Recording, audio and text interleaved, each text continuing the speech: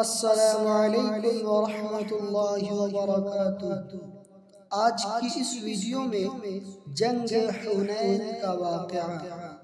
دوستو، فتح مکہ کے بعد بنی ثقیف اور حوازن کے قبائل جو مکہ اور طائف کے درمیان آباد تھے نہایت جنگجو اور سرکش تھے۔ مسلمانوں سے مقابلہ کرنے کے لیے تیار ہو کر آئے۔ مالک بن عوف ان سب کا سپہ سالار تھا۔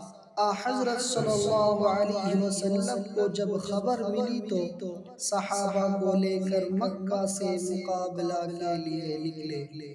اسلامی فوج کی طاقت اس وقت 12,000 تھی اور ساز و سامان بھی وافر تھا۔ صحابہ جو ہمیشہ تھوڑی تعداد سے بڑی بڑی فوجوں پر غالب آ جایا کرتے تھے، اپنی اس کثرت اور شوکت کو دیکھ کر کہنے لگے کہ اب ہمارے اوپر کون غالب آ سکتا ہے۔ ان کی بات درگاہ الہی میں ناپسند ہوئی۔ پہلے ہی معرکے میں جب دشمن نے تیر اندازی شروع کی، تمام مسلمان درہم برہم ہو گئے اور سب کے پاؤں اکھڑ گئے۔ صرف نبی صلی اللہ علیہ وسلم اور ان کے ساتھ چند افراد میدان میں رہ گئے۔ آپ صلی اللہ علیہ وسلم نے یہ دیکھ کر حضرت عباس رضی اللہ عنہ سے جو بلند آواز تھے فرمایا کہ لوگوں کو پکارو۔ ان کی آواز سن کر انصار پلٹے۔ جب ان کی تعداد 100 ہو گئی تو انہوں نے کفار پر حملہ کیا۔ پھر بقیہ مسلمان بھی آ گئے اور وہ بھی حملہ ور ہو گئے۔ چند گھنٹوں میں دشمنوں نے شکست فاش کھائی۔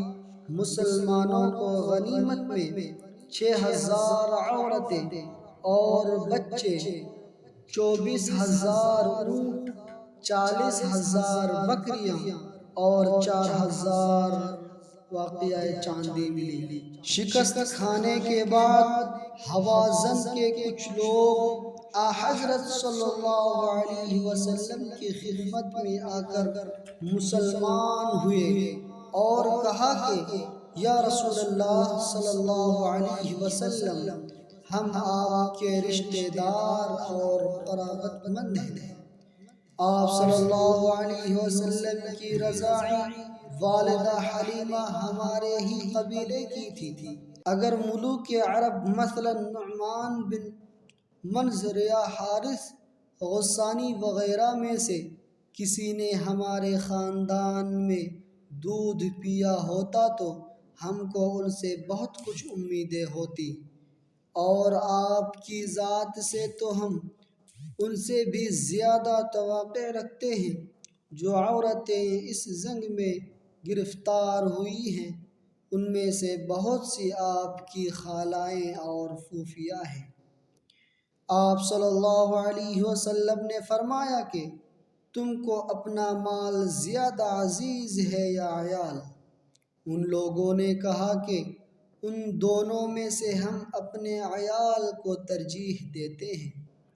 فرمایا کہ میرے اور بنی عبد المطلب کے حصے میں جس قدر تمہارے عیال آئے ہیں میں تم کو واپس کر دوں گا، لیکن بہتر یہ ہے کہ جس وقت میں ظہر کی نماز سے فارغ ہوں اس وقت تم لوگ جماعت کے سامنے میرا واسطہ دلا کر مسلمانوں سے اپنے عیال کو مانگو۔ انہوں نے ایسا ہی کیا۔ حضرت صلی اللہ علیہ وسلم نے سب کے سامنے اعلان کیا کہ عبد المطلب کی اولاد کے حصے میں جس قدر تمہارے بال بچے ہیں ان کو میں نے تمہیں بخشا۔ یہ سن کر مسلمان بول اٹھے کہ جس قدر ان کے اہل و عیال ہمارے حصے میں آئے ہیں وہ ہم نے رسول اللہ صلی اللہ علیہ وسلم کو دیے۔ اس طرح ان کو ان کے اہل و عیال واپس مل گئے۔ مال غنیمت میں سے زیادہ تر حصہ رسول اللہ صلی اللہ علیہ وسلم رؤسائے قریش کو، جو نئے مسلمان ہوئے تھے، تالیف قلوب کے لیے عطا فرمایا۔ اس پر مدینے کے بعض انصار کو ملال ہوا۔ انہوں نے آپس میں کہا کہ حضرت صلی اللہ علیہ وسلم نے اپنی قوم کو تمام مال تقسیم کر دیا اور ہم کو محروم رکھا، حالانکہ خود قریش ہماری تلواروں سے مغلوب ہوئے۔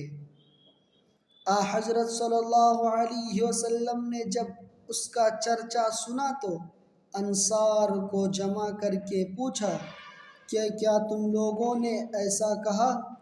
انصار نے جواب دیا کہ ہمارے بعض نوجوانوں نے بے شک اس قسم کی باتیں کی، لیکن سربراوردہ لوگوں میں سے کسی نے کچھ نہ کہا اور نہ ان کا ایسا خیال ہے۔